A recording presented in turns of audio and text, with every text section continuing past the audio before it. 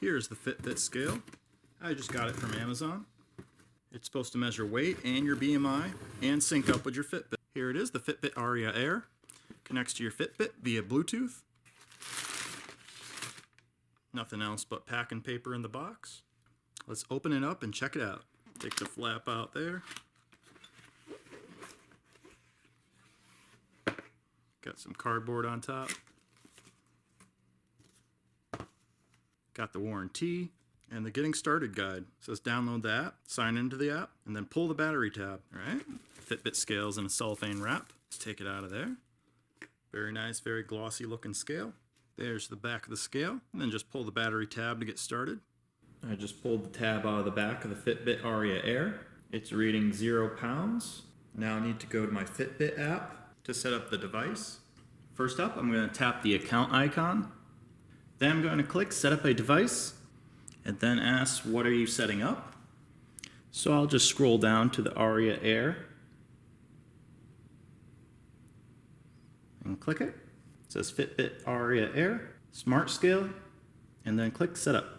It asks us to accept a privacy policy after we scroll through and read it, and click Accept. As let's get started. Pull out the plastic tab on the back of the scale. The display should turn on automatically.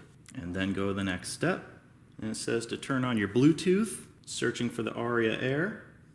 It says keep your Fitbit nearby to establish a connection. All right. So it looks like it found our scale. It says to sync your weight, keep the Fitbit app open, step on the scale, your weight will show up in the app, just tap save. Okay, let's click next and try it out. It's showing an advertisement for Fitbit Premium. I'm just gonna X out of that. Okay, now we're back on the phone. I'm gonna step on the scale. Weigh in, 206.2 pounds.